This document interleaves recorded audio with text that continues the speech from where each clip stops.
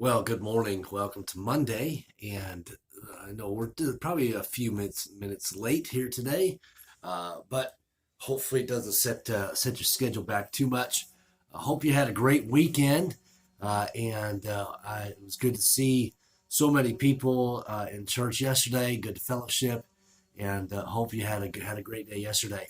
We're going to be in Psalm 74. If you want to join me there in Psalm 74. Looking forward to an exciting week here. It's hard to believe we're halfway through March already, but everything is just flying by here. Time's flying by. But hope you got a great day planned, and hope you have a great week planned as well. Let's look Psalm 74. Here we go, and look into the Word of God here today. The Bible tells us in Psalm 74 says, "O God, why hast thou cast us off forever? Why doth thine anger smoke against the sheep of thy pasture? Remember thy congregation, which thou hast purchased of old, the rod of thine inheritance, which thou hast redeemed.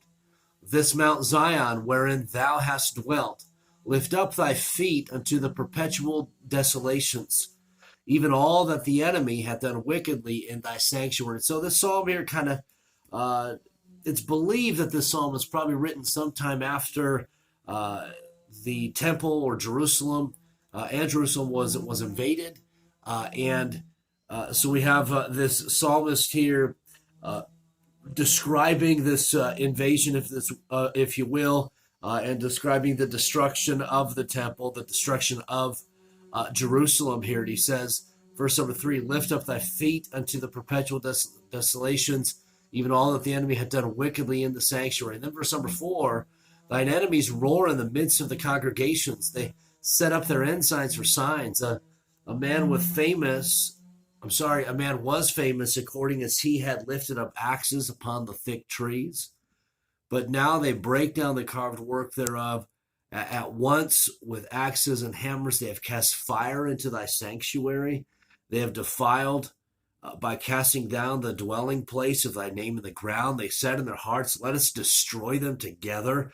They have burned up all the synagogues of God in the land. We see not our signs. There is no more any prophet, neither is there among us any that knoweth how long. O God, how long shall the adversary reproach? Shall the enemy blaspheme thy name forever? Why withdrawest thou thy hand, even thy right hand? Pluck it out of thy bosom." And so we see really this destruction that is seen here, that is experienced here, and there's a cry for God to intercede. There's a cry for God to, it says, "Why withdrawest thou thy hand, even thy right hand, pluck it out of thy bosom?" There's a call for action here. And then in verse number 12, we see the hope, if you will. Verse number 12 says, "For God is my King of old, working salvation in the midst of the earth." And so we see now this hope that there is in God, that God will intercede, that God will overcome. Look, verse 13. "Thou didst divide the sea by thy strength.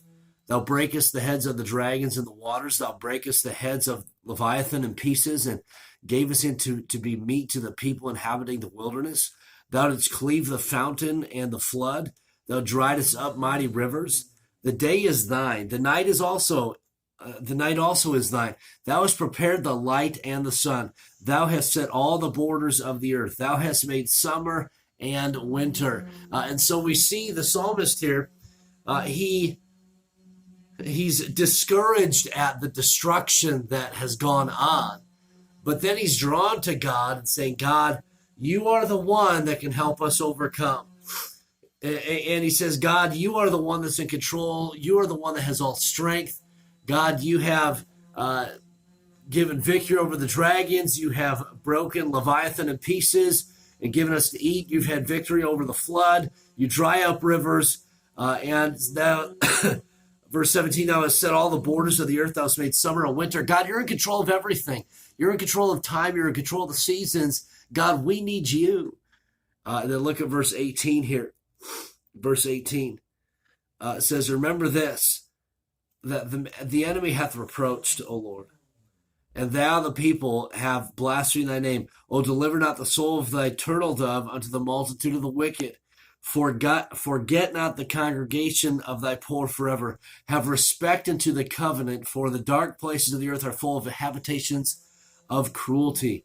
O let not the oppressed return ashamed. Let the poor and needy praise thy name. Arise, O God, plead thine own cause. Remember how the foolish man reproacheth thee daily. Forget not the voice of thine enemies, and the tumult of those that rise up against thee increaseth continually. And so the psalmist is pleading for God to intercede. He says, God, you have interceded before. God, we're asking you to intercede once again. And so just as we look at this psalm, there's current destruction that the psalmist is experiencing.